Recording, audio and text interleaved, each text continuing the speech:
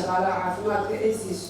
weynaynta maalinta caalamiga ah ee umulisada adduunka iyo dhiirigelinta in ka badan 20 arday oo ka qalin jebisay macadka tababarka umulisooyinka ee magaalada Muqdisho ayaa ku saabsaneed munaasabadan oo ay soo qaban qaabisay wasaaradda caafimaadka iyo daryeelka bulshada isla markaana ay ka qayb galeen mas'uuliyiin ka tirsan wasaaradda, xildhibaano, wakiilo ka socday hay'adaha UNFPA iyo WHO, dhaqaatiir, arday iyo marti sharaf kale. xafladda oo ay heesa ka tarjumaya qiimaha ay leedahay umulisada ku soo bandhigeen kooxda fanaaniinta iftiin ayaa waxaa ugu horeen ka hadlay agaasimaha guud ee wasaaradda caafimaadka Dr. Cabdullaahi Xaashi Cali, wuxuuna umulisooyinka ugu baaqay in ay dalka oo dhan gaaraan si ay uga hortagaan dhimashada hooyada iyo dhalaanka oo dalka aad ugu badan.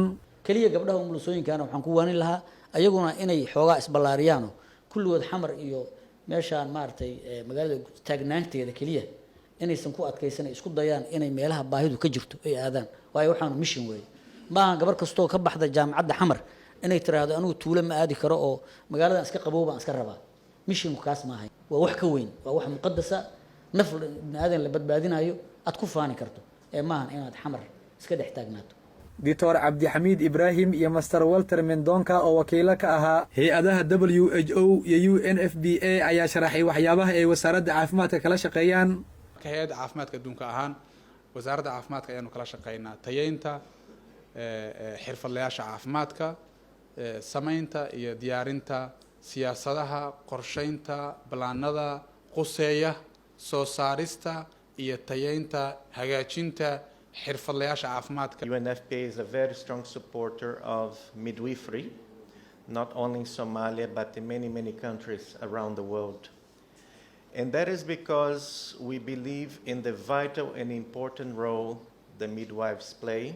Senator Samsam Dahir Maxamuud oo ka mid ah xildhibaanada golaha aqalka sare waxay tilmaamtay in goordhow ay meel marin doonaan sharciga xirfadleyda caafimaadka oo wax badan oo muhiim ah xambaarsan. waxaan gacanta ku haynaa sharcigii mihnadlayaasha ama xirfadleyda caafimaadka. sharcigaas waxyaabo badan oo kala reebaya sida ugu dhaqsiyaha badanna mar dhow waan baas gareyneynaa oo akhrintii labaad iyo tii saddexaad ayuu marayaa. sharcigaas aad oo muhiimadeedu u leeyahay oo maaragtay badbaadinta hooyada iyo maaragtay iyo dhalaanka qayb uu ka qaadanaya. wasiir ku-xigeenka wasaaradda caafimaadka Soomaaliya Maxamed Saciid Cabdullaahi oo munaasabada soo xiray ayaa tilmaamay in ay ka shaqeyn doonaan sidii ay shaqo iyo mushaar u heli lahaayeen umulisooyinka Soomaaliyeed ee wax bartay una dhabar adeegay duruufaha adag ee dalka ka jira.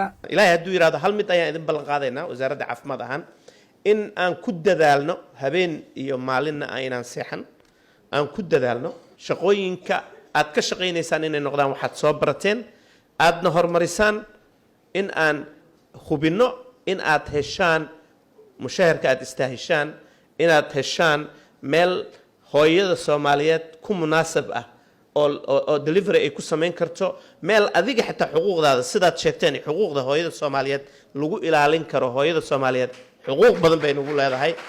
Xabiib Axmed Cali, warbaahinta qaranka, Muqdisho.